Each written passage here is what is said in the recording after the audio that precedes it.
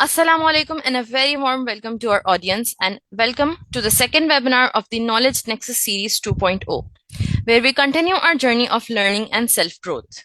Today's topic is mindfulness and meditation during Ramadan, cultivating inner peace, and it is a very relevant and a special topic as we embrace the spiritual essence of this blessed month. Ramadan is not just about abstaining from food and drink, it's time to self reflect and inner tranquility and strengthening our connection with Allah.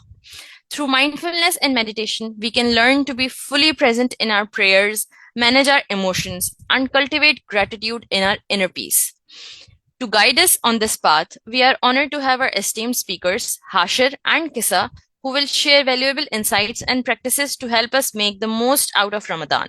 So let's open our hearts and minds to this enlightening session and embark on a journey of self awareness and spiritual growth. Now I hand over the webinar to Kisa and Hashir.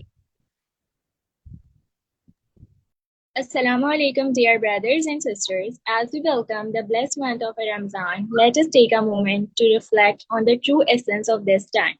Ramazan is not just about fasting from food and drink, but also about cultivating mindfulness, self-reflection, and spiritual growth. Now, let's explore mindfulness.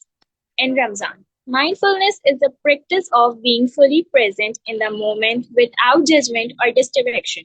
During Ramazan, we can cultivate mindfulness in severe ways. Fasting with intention. Number 1.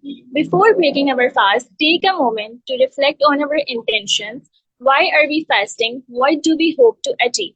The Prophet Muhammad ﷺ said, whoever fasts in Ramazan with faith and seeking rewards, his previous sins will be forgiven. Sahih Bukhari. The second point is mindful eating. Savor each bite. Pay attention to the flavors, textures, and aromas. Eat slowly and stop when satisfied, not with the stir. The Prophet Muhammad ﷺ said, used to eat slowly and would say, eat with your right hand and eat from what is in front of you. The Prophet's mindful eating habit taught us to appreciate the blessings of food and to eat with intention and presence. The number 3 point is prayerful presence. During namaz, focus on the words, the movements, and the breath. Let go of the distractions and connect deeper with Allah subhanahu wa ta'ala. The Prophet Muhammad ﷺ said, would often pray with such presence and focus than his companions would say, he would pray as if he was seeing Allah. Sahih Muslim. The Prophet's prayerful presence taught us to cultivate a deep sense of connection with Allah during our prayers.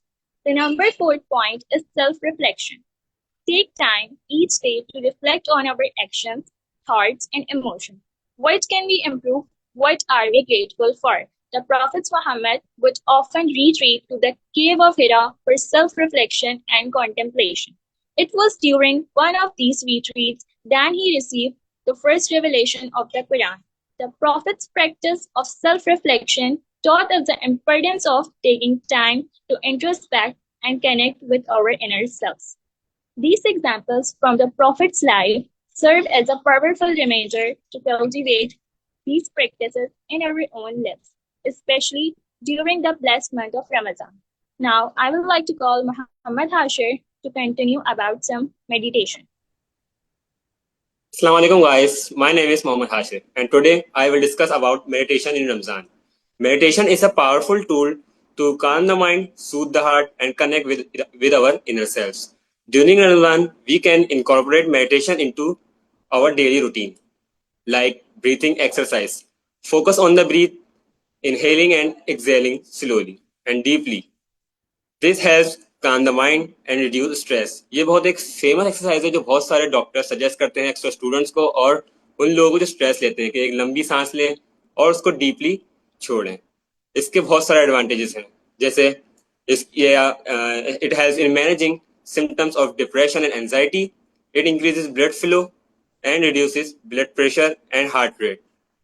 And lastly, it boosts the efficiency of our immune system. Now, second point is loving kindness meditation.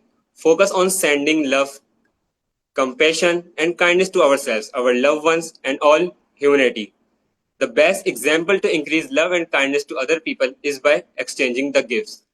Prophet peace be upon him ने फरमाया कि give gifts to one another, for giving gift it increases love between you. And secondly, if you want to increase the loving and kindness in your personality, try to understand the feeling of each other.